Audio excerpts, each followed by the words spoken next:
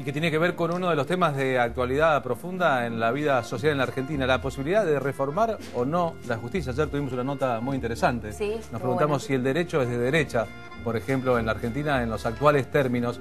Vamos a hablar ahora del tema que sigue en el programa, de Hugo Chávez. Se dice que es un rebelde con causa, un revolucionario, un líder carismático, un hombre que cambió la historia de su nación y que se transformó en una referencia de los nuevos tiempos en la América Latina. Bueno, también se dice que es el hombre que enfrentó al imperialismo y muchos lo aman y lo odian quizás por ese mismo motivo. Es verdad, y la verdad es que lentamente muchísima gente fue comprendiendo una figura difícil de desentrañar, como la de este militar nacionalista, católico, carismático, que primero intentó un golpe de Estado en Venezuela y después se transformó en un presidente democrático por demás votado en su propio país. Para hablar de la figura de Hugo Chávez estamos tal vez con su mayor biógrafo, que nos va a intentar explicar a todos juntos el fenómeno Chávez.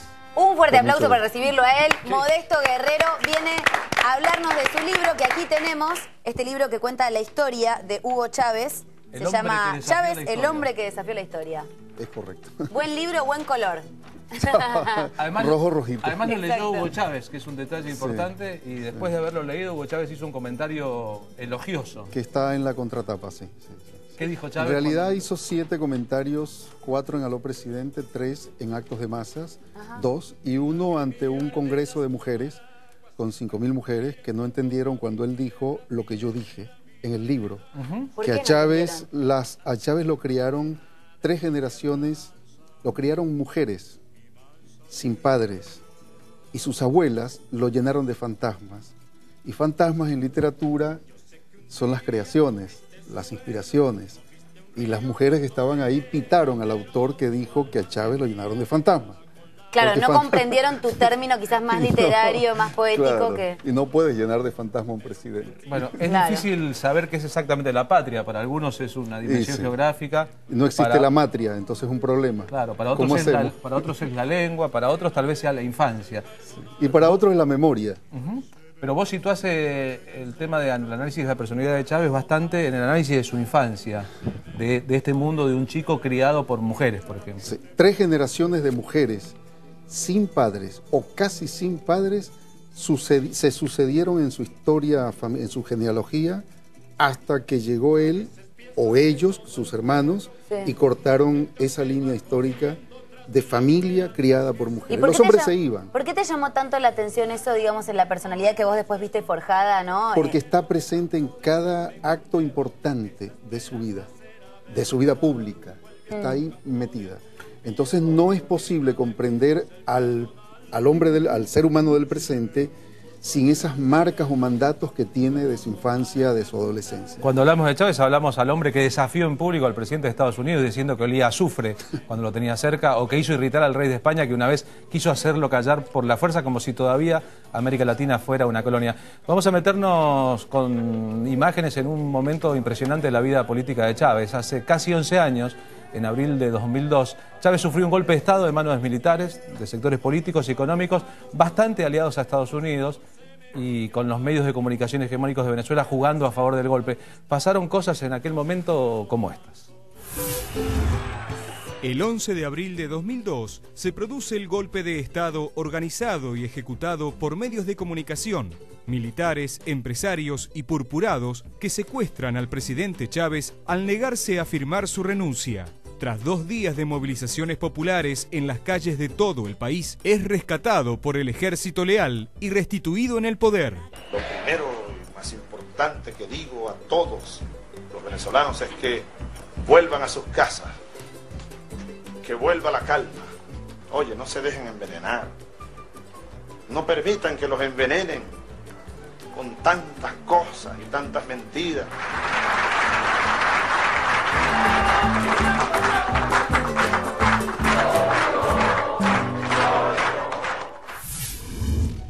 Bien, hay un momento clave de la vida política de Chávez. Sí, es la segunda derrota que vivía en su vida. Es muy importante ver eso. Una derrota extraña porque se termina convirtiendo en paradoja, como la primera derrota. Yo en los capítulos iniciales lo que explico es que Chávez es una sucesión de paradojas.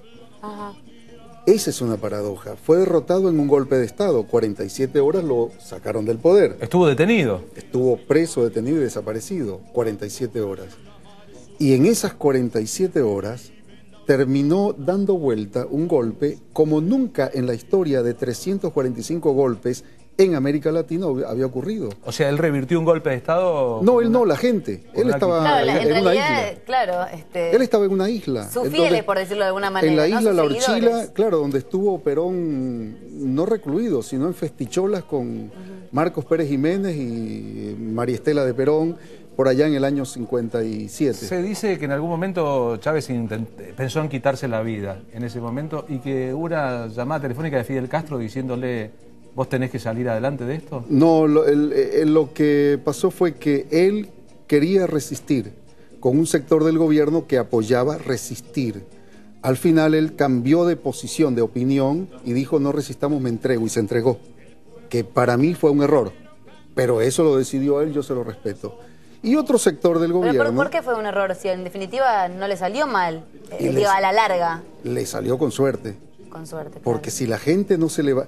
Dos cosas, si la clase media alta que salió en masas, 300.000 salieron a Caracas contra él, sostuvieron el golpe, no se repliegan a las más o menos al mediodía del día 12 y se mantienen en las calles, el golpe triunfa.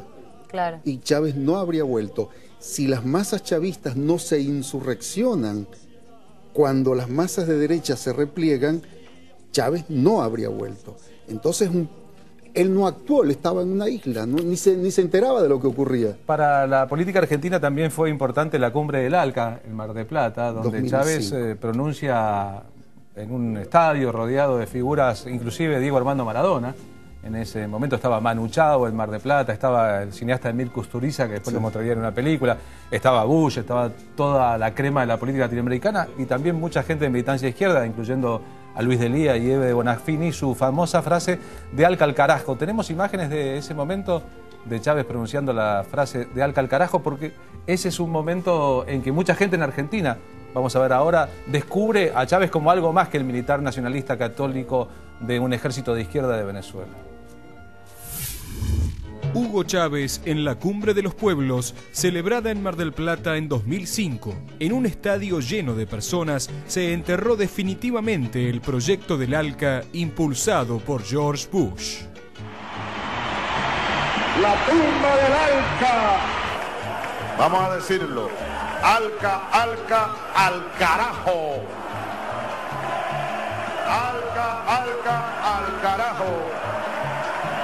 ¿Quién enterró al ALCA? Los pueblos de América enterramos al ALCA. Bueno, y ahí tenemos esa célebre frase, como decía Carlos, que tanto nos marcó y que todos nos acordamos. Se parece a la respuesta contra el rey, en realidad a la irreverencia que obliga al rey a responderle. Exactamente. ¿Y cómo ves vos la relación, digamos, en el tiempo, digo, de un Chávez, un Kirchner, un Evo Morales, un Lula? ¿Por qué todos en ese mismo momento, no? Porque tiene que ver con el corte que hubo en América Latina en esos años. ¿Cómo lo explicas? Hubo 11 rebeliones sociales, cayeron 15 gobiernos en forma sucesiva. Nunca ocurrió eso en América Latina de esa manera. Claro. Como nunca ocurrió, nunca en 200 años republicanos, que presidentes de signos parecidos, no son iguales, pero parecidos, llamados progresistas, no son todos del mismo tipo, claro, sean votados en forma secuencial y crezcan en la votación en el mismo tiempo tantos, 5 gobiernos. Eso nunca se dio. Entonces estamos viviendo un momento histórico en América Latina que es de transformación no solo política, es cultural. Están naciendo culturas urbanas, culturas campesinas nuevas, culturas indígenas que no existían en América Latina. Es verdad, y hoy es más amplio el panorama, ¿no? Porque hoy gobiernan distintas formas de progresismo de izquierda en Cuba, en Nicaragua, en El Salvador, en Venezuela, en Ecuador, en Brasil, en Uruguay, en Guyana, en Perú, en Guyana, en Bolivia y en Argentina. Yo sinceramente sueño con un no sé si es una región, pero sí un mundo donde empecemos a realmente discutir qué es el tema de la propiedad privada, qué es el tema del que manda, el que tiene el poder, ¿no es cierto? Estamos muy acostumbrados a que hay gente que la tiene toda y gente que no la tiene, y quizá este es un nuevo contramovimiento que después de tanta miseria, de tanto sufrimiento que se vivió en la región y en todo el mundo, África tiene mucho para decir también de esto. Y a propósito de Chávez y de cómo está él y de lo que, bueno, el estado en el que se encuentra, ¿hay chavismo después de él?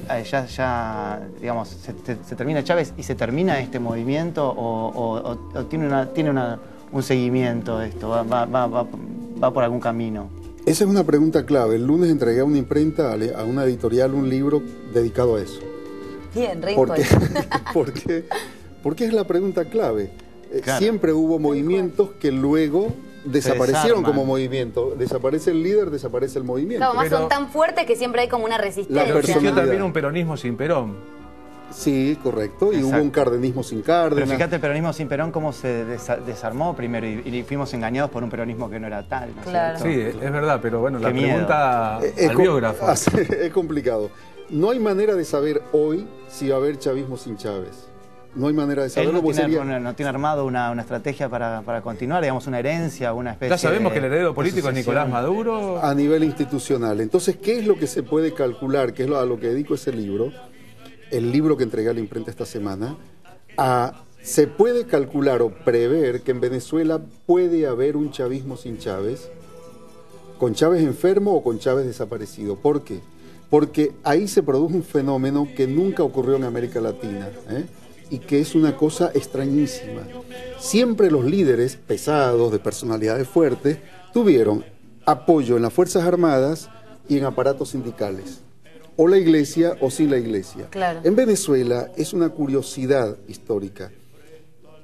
El líder, el aparato militar o las Fuerzas Armadas y los movimientos sociales, no el aparato sindical.